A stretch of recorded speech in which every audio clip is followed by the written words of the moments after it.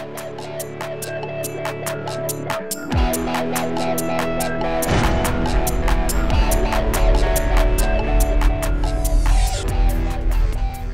everybody, Mike Pfeiffer with Pfeiffer Hobby Supply. I'm going to do a small review today.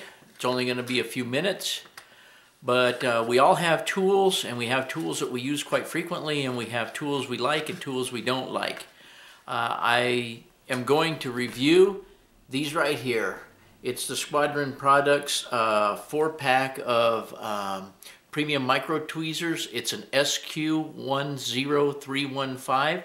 We have them on the site, and we're going to go over them, and I hope you enjoyed this little review. Okay, the first thing I have to do is apologize for my messy work area here. I haven't cleaned my glass off for a while. But once I opened these up, the first thing I realized is that they're extremely tiny. The tips are extremely tiny, and they close extremely well. And they're very rugged. The tips are very stiff. They're stainless steel. Let me see if I can get that in there for you. Stainless steel, made in Pakistan. Or this one's made in India. This is made in Pakistan. But anyway, nevertheless, the beauty of these, or what I like about these as opposed to my other old set, is that these are non-magnetic. So you don't have a problem when you go to pick up something. For instance, if I dropped my blade down here on the table and I'm trying to pick it up, or if I was using it to hold a screw. Say, well, we've all probably put screws in the micro trains, passenger trucks. And those little tiny screws that hold that sliding coupler pocket can kind of really be a pain. Especially if you got a magnetic screwdriver, I mean a magnetic tweezer, you go to pull it away and the screw goes with it.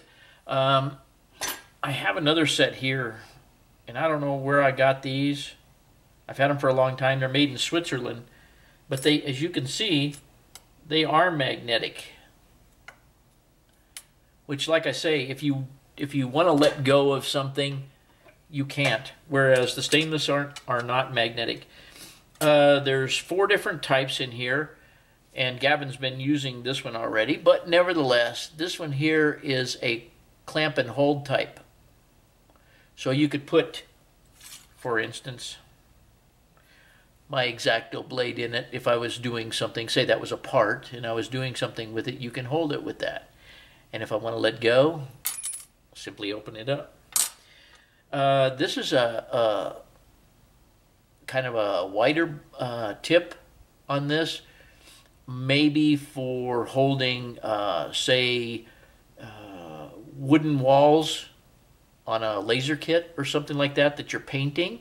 You might want to use this. You might want to use this. I have a couple other. I have some forceps and stuff that I use for that too. But you might have a part that you want to hold with this that's going to take a little more surface area to hold and be able to paint it, or whatever the case is. A screw, for instance. If you had a screw that was longer than the width of this, you might want to use that to hold it in.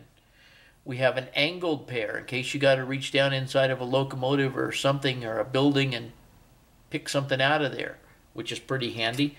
And of course the old standard, just the very fine tip, which I use 99% of the time for doing little screws and stuff like that. I don't know how you can really review a pair of tweezers ergonomically. I mean, they're all about the same. They fit. What I like about this is it fits to my little finger right there, so I can hold it without it receding backwards. That's how I hold it. I don't know.